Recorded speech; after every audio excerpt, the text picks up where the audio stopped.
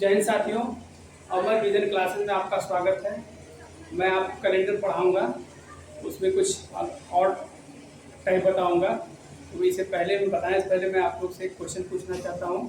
ये बताइए कि कितने ऐसे लोग हैं जो कि मेरे कैलेंडर बताने के बाद अपना भाई का, मम्मी का, पापा का डेट ऑफ बर्थ निकाला। आप लोगों ने कमेंट के माध्यम से बताइएगा, ठीक है। मैं उसके आगे से आगे की कुछ क्वेश्चन कराऊंगा और उससे पहले मैं आपको रिवीजन कराऊंगा। अगर जिनको याद है, बहुत खुशी की बात है। जिनको याद नहीं है उसका रिवीजन, उसको याद हो जाएगा, और जिसको याद है उसका रिवीजन हो जाएगा। तो अब अपना नोट पैड निकाल लीजिए, अपनी कॉपी निकाल लीजिए, अपनी बुक निकाल लीजिए, और मैं जो बताऊंगा बहुत ही शिद्दत से बताऊंगा। ध्यान से सुनिएगा, एक एक चीज़। ये टफ नहीं है, बहुत ईजी है, बस ध्यान से आपको ध्यान देने की ज़रूरत है। यहाँ पे जो मैं बताऊंगा उसको एकदम ध्यान से इधर देखिएगा और पेशेंस बना कर रखिएगा। थोड़ा सा बड़ी वीडियो होगी लेकिन आपको एक एक चीज़ समझ में आएगा। तो मैंने आपको बताया था लीप वर्ष और जनरल वर्ष, लीप वर्ष और जनरल वर्ष। तो मैंने आपको बताया था लीप वर्ष और जनरल वर्ष में जनरल वर्ष का कोड क्या बताया था। कोड क्या होता है? जो जनवरी से दिसंबर तक का होता है, जो क्वेश्चन में यूज करते हैं, जिस कोड को जो दिया रहता है, तो वो कोड होता है। जैसे जनरल वर्ष का मैंने आपको बताया था 144, 025, 036, 146, ये जनरल वर्ष का कोड था। फिर मैंने लीप वर्ष का बताया था, तो आपको बताया था कि आगे 034 कर दीजिएगा और 025, 036 और 146 कर दीजिएगा, ठीक है। उसके बाद मैंने आपको बताया था दिनों का कोड, मतलब संडे से लेके सैटरडे तक का। तो उसमें मैंने दिनों का कोड बताया। तो दिनों का कोड ये है कि संडे को 1 मान लीजिए, सैटरडे तक जाइए, 7 या 0। अगर 7 हो तो भी शनिवार, अगर 0 हो तो भी शनिवार, ठीक है। उसके बाद हम लोग बताए थे शताब्दी वर्ष का कोड बताया था आपको, शताब्दी वर्ष का कोड बताया था। शताब्दी वर्ष का कोड क्या बताया था आप लोगों को? तो शताब्दी वर्ष का कोड आप नोट करें, 1500 का 0, 1600 का 6, 1700 का 4, 1800 का 2, 1900 का 0, ठीक। 2000 का 6, 2100 का 4, 2200 का 2, 2300 का 0। इस तरह से ये आपको कोड बताया गया, कोड के माध्यम से चीज़ें बताई गई, ठीक है।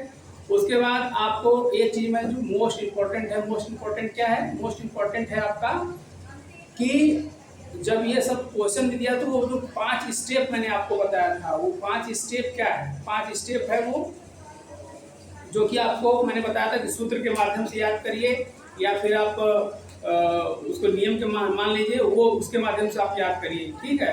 तो सूत्र आपका क्या है? सूत्र है कि जो हमने आपको बताया था कि लीप, पहले वर्ष ले लीजिए, फिर उस वर्ष में कितने लीप वर्ष है वो ले लीजिए, महीने वाला जो डेट दिया उसको ले लीजिए, महीने का कोड ले लीजिए और शताब्दी वर्ष का कोड ले लीजिए। तो इस तरह से मैंने आप लोग को सारी चीज़ें रिवीजन करवा दिया, ठीक है। अब अपना मैं आपको कुछ क्वेश्चन बताऊंगा, तो उस क्वेश्चन के माध्यम से आप उसको सॉल्व करेंगे, ठीक है। तो क्वेश्चन आप लिखिए। जैसे आपको क्वेश्चन बताया गया कि 15 अगस्त 1947 को कौन सा दिन है? क्वेश्चन दे दिया 15 अगस्त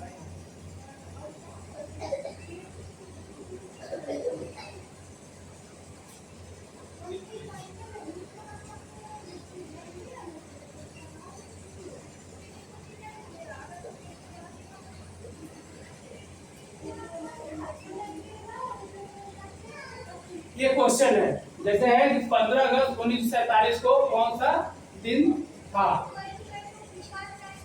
तो आपको मैंने आपको पहले बता रखा है कि कैसे सॉल्व करना है इसको।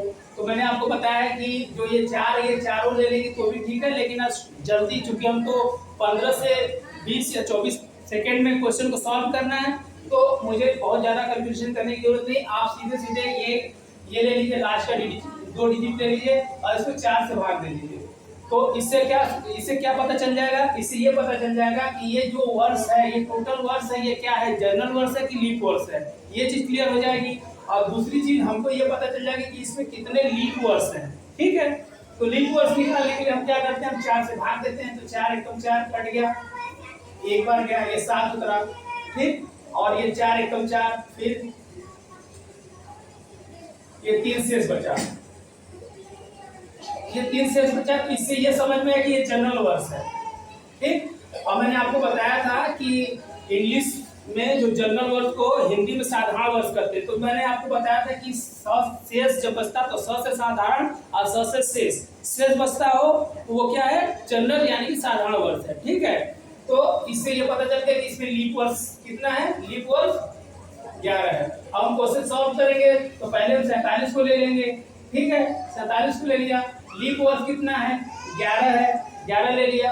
अब इसका ये जो पूरे ईयर दिया हुआ है पूरा, इस शताब्दी वर्ष 1900 का शताब्दी वर्ष का कोड क्या होता है, तो हमने बताया था कि 1900 का 0 होता है, 1900 का 0 होता है। ठीक है, उसके बाद मैंने आपको क्या बताया था, उसके बाद हमने बताया था कि ये डेट ले लीजिए। डेट क्या है, 15, तो आप 15 को ले लीजिए, 15 तारीख ले लिया आपने।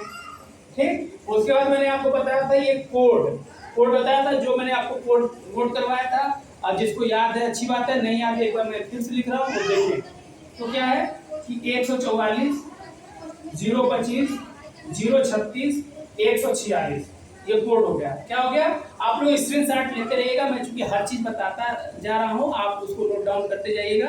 और मैं साइड में भी हट जाता हूँ, बीच बीच में आप स्क्रीनशॉट ले लीजिएगा, वो भी सही हो जाएगा।